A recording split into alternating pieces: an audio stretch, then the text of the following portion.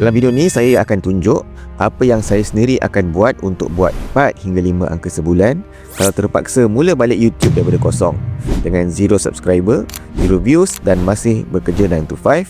Dan saya akan mulakan step dengan bukannya pilih niche. Saya juga akan share cara tentukan siapa audiens yang betul, macam mana saya cari idea konten yang tak akan habis, dan cara buat semua ni kalau cuma ada 1 jam sehari. Dan di hujung video, saya akan gabungkan semuanya dalam 5 step restart formula yang anda boleh terus ikut selepas habis tengok video ni.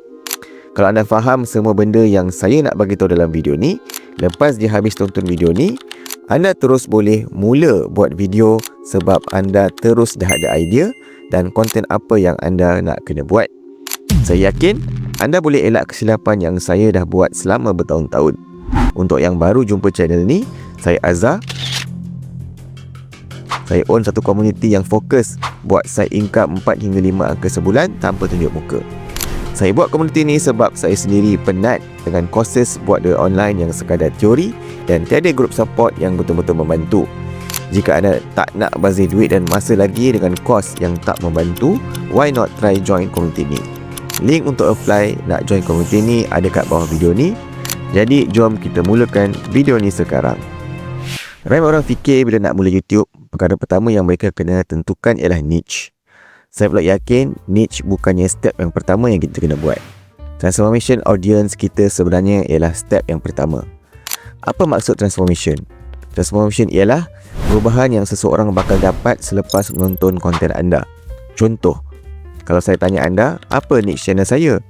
Ramai mungkin akan jawab YouTube. Sebenarnya, itu bukan niche saya.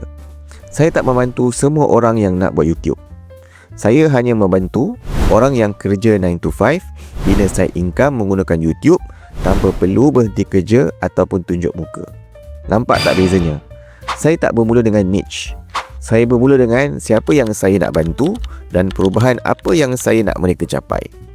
Dan apabila transformation tu jelas, konten akan menjadi jauh lebih mudah. Sebab setiap kali saya nak buat video, saya cuma akan tanya satu soalan. Adakah video ni membantu audiens saya bergerak kepada transformation yang mereka mahukan? Kalau jawapannya ya, saya akan buat. Kalau tidak, mungkin saya tak akan buat. Sebab tu, kalau hari ini anda masih sibuk nak pilih niche, saya nak anda tukar soalan dan bertanya niche apa yang saya patut pilih. Tanya siapa yang saya nak bantu dan perubahan apa yang saya nak bantu mereka capai.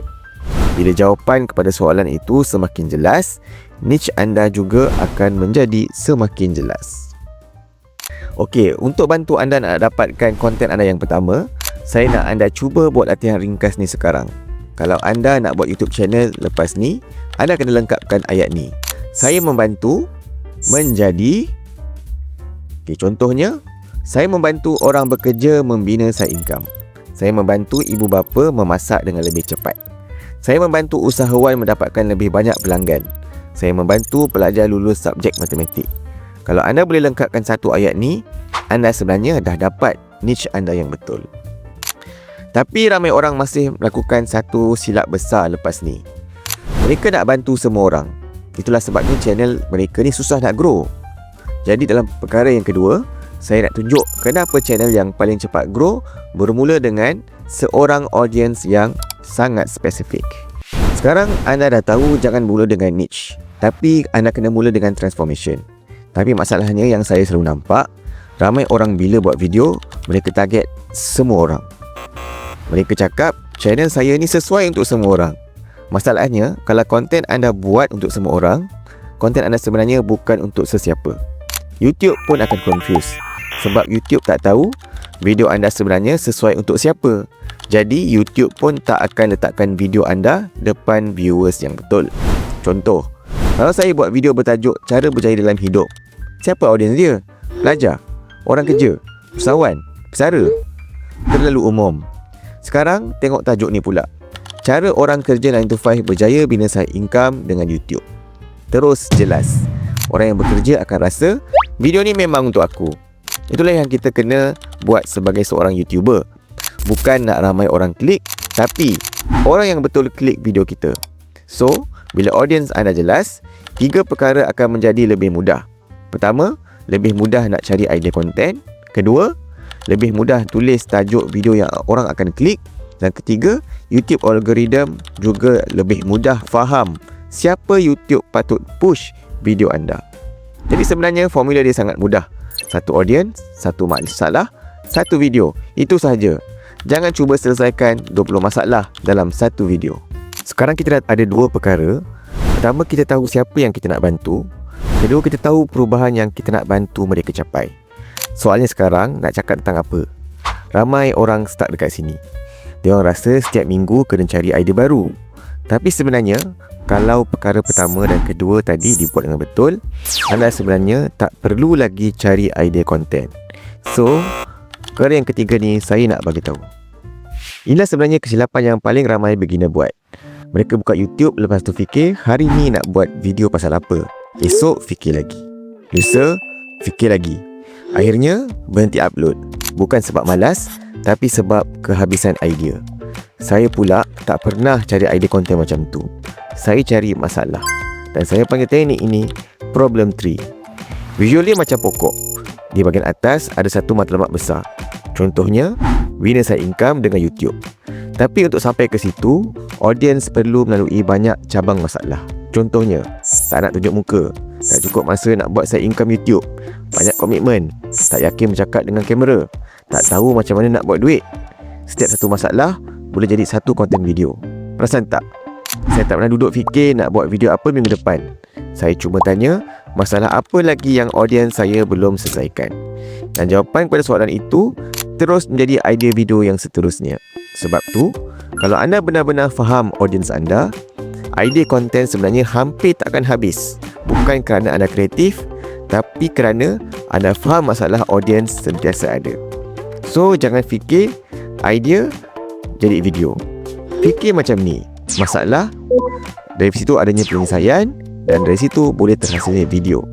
Itu sahaja. Contohnya channel saya, transformation utama ialah bantu orang bekerja 9 to 5 bina side income menggunakan YouTube. Jadi saya cuma senaraikan apa masalah diorang. Tak cukup masa ke, takut tunjuk muka ke, ataupun tak tahu cara nak buat.